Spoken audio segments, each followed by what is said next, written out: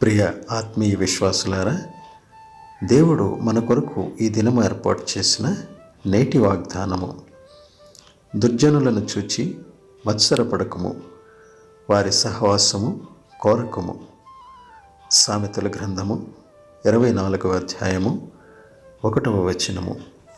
ప్రియ సహోదరి సహోదరుడా, దుర్మార్గులను గురించి కంగారు పడకు, చెడుగు చేసే వాళ్ళను గురించి అసూయపడకు. త్వరగానే గడ్డి ఎండిపోతుంది, పచ్చని మొక్క వాడిపోతుంది.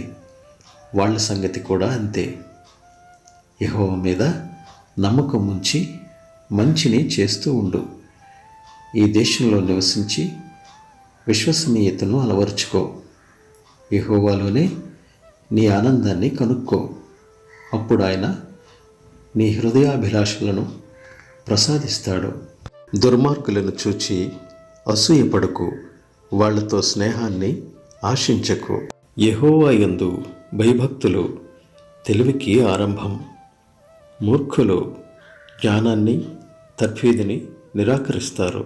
అనుగ్రహింపబడిన ఈ వాగ్దానమును బట్టి ప్రార్థన చేసుకుందాం. మహాపరిశుద్ధుడా, మా ప్రియ పరలోకపు తండ్రి, నీవిచ్చిన ఈ విలువైన వాగ్దానమును బట్టి నీకు వేలాది స్తోత్రములు, వందనములు.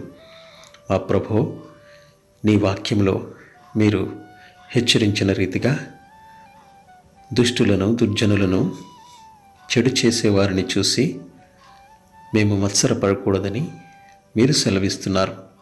తండ్రి, ఈ లోకంలో నాయన మేము జీవిస్తుండగా మమ్మలను తండ్రి ఆకర్షించి ఎన్నో లోకాశలు ఈ లోకంలో ఉన్నవి తండ్రి. కానీ వాటిని మేము నాయన అనుసరించే వారంగా కాకుండా నీ వాక్యానుసారమైన జీవితాన్ని జీవించేవారుగా మమ్మల్ని ఉంచండి. మా ప్రభు, ఈ లోకంలో చెడు, అవినీతి, అన్యాయము, అక్రమము రాజ్యమేలుచున్న ఈ యొక్క పరిస్థితులలో వాటిని అనుసరిస్తున్న వారు ఎట్టి ఆనందాన్ని పొందుతున్నారో దానిని చూసి మేము మత్సరపడి ఆకర్షితులము కాకుండా తండ్రి, నీ వాక్యము వైపు ఆకర్షితులమై తండ్రి పవిత్రమైన పరిశుద్ధమైన జీవితాన్ని గడుపుటకు మీరు సహాయం దయచేయండి. మేము దీనస్థితిలో ఉన్నప్పటికీ, కడు బీద స్థితిలో ఉన్నప్పటికీ తండ్రి, మీరు మా పక్షాన ఉండి మీరు యుద్ధం చేస్తానన్నారు. మాకిచ్చిన ఈ యొక్క జీవితాన్ని నీ కొరకు, నీ సాధనాలుగా తండ్రి, నీ యొక్క మాదిరికరమైన జీవితాలకు సాక్షులుగా మేమున్నటకు సహాయం దయచేయండి.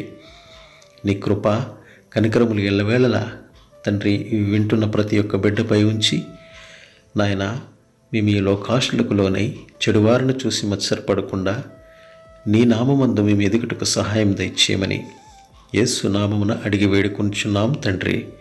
ఆమెన్.